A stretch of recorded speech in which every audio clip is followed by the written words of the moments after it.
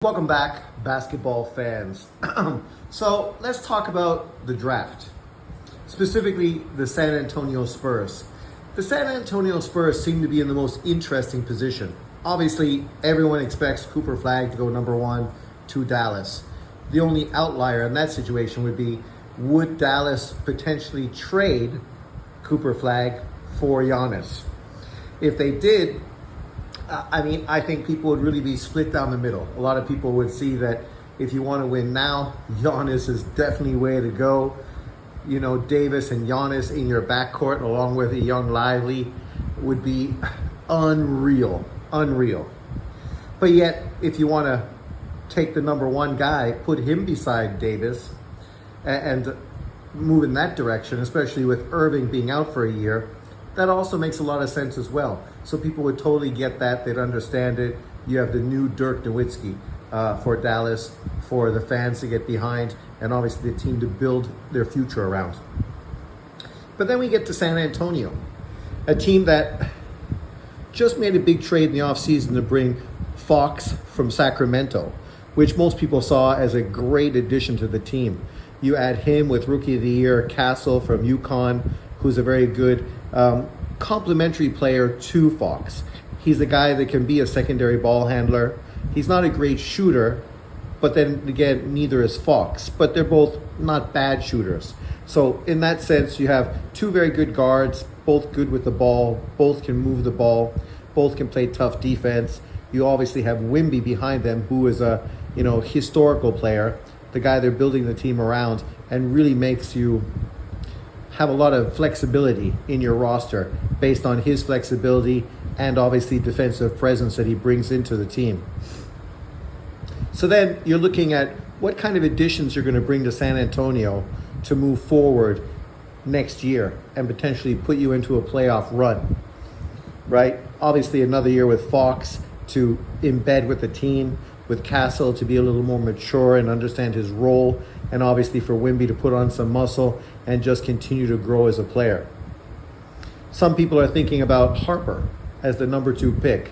A lot of teams pundits and analysts are acting like that's a no-brainer. People are actually coming out and saying that San Antonio is really thinking that they could use the 3 of them together, and somehow that is a complementary backcourt.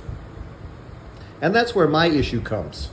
If you want to sell that pick and highlight him so you potentially trade down to get the player you really want, plus other assets, that for me would be by and far the smartest maneuver for the San Antonio Spurs to move in. I don't think Harper is a once in a lifetime type of player. I don't see that. His dad wasn't that kind of player, and neither was his brother. I don't think he is better than his father. So I don't see him being that kind of player in the future. You put him in with Fox and Castle, now you get 3 guys that want to control the ball, and not one of them can really shoot great. They're not bad shooters, but none of them are knockdown shooters. None of them are the kind of complementary shooter you need on a team if you're going to have 2 ball handlers like a Castle and a Fox. Then for your third guy, you really need a stretch 3, a guy that can play great defense, but really knock down the shot, really open the floor, and be a complementary player to the roster as a whole. And I don't think that's Harper, and that's definitely not Castle.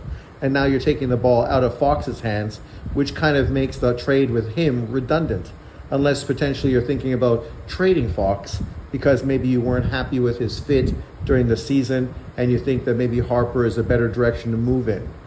And with San Antonio, you never really know what they're going to do. They've been renowned for doing obscure type of moves in the draft, picking up players that nobody could really see going as early as they did. If you watched my mock draft early on this month, I had sorry, I'm trying to think how to pronounce his name. Malawach from Duke, the 7'2" center, being the player I would pick if I was the San Antonio Spurs, to once again build their twin tower backcourt that they had with Tim Duncan and David Robinson. right? Which obviously was very successful because of the complementary aspect both of those players had. And I feel it's very similar in this situation because Wimby is a thinner guy who can easily maneuver around the floor, can knock down three-point shots, and probably is a far more dangerous off-the-ball defender than on-the-ball defender. Malawach would be the perfect complementary player to him. Malawach is going to be a physically bigger and stronger player, more of a low post player. Obviously a very good defender and also a guy that can switch and play guards high up on the floor as well. We saw that this year in Duke where he locked down guards in the switch and obviously has very good feet, is very long, very athletic, and a guy with very good touch, right? Who offensively with the NBA around him, is just going to grow as far as the score that potentially is in him. At Duke, obviously, that wasn't the role they needed him. They needed him more of a defender, low post defender, and a rebounder, which as the season grew, he became one of the most important players on that team, not named Flag, right? And as far as they went in the draft, a lot of that you can say thanks to him and his complementary sort of performance on that team. And I think he would be the perfect player to put beside Wimby for the next 10 years. Those two guys would grow into the most dangerous backcourt in the NBA. Who's going to score against those two monsters? And then you have Castle, a great complementary small forward, and Fox, an explosive point guard. All you need next to them is a great defender and knockdown shooter, right? And you add that to that team, and right now offensively, what a dangerous squad that would be.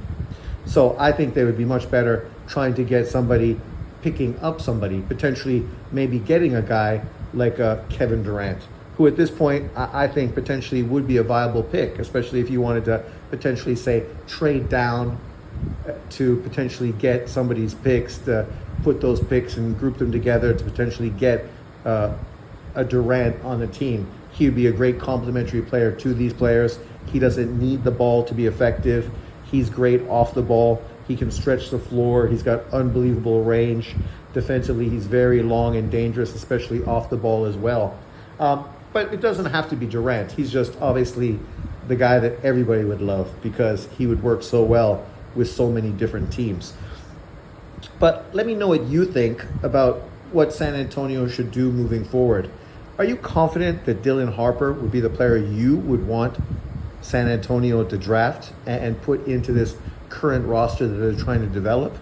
Or do you think they should potentially trade that pick to try to find something that fits the squad a little better and something that obviously can grow with Wimby and that team into the future and be obviously a far better complementary player to the squad that they have right now? Let me know what you think. Who would you prefer and what would you be most excited to see San Antonio do in this year's 2025 draft? Let me know in the comment section below. Thanks for listening. Remember to like, subscribe, and share. I look forward to your input. Peace out.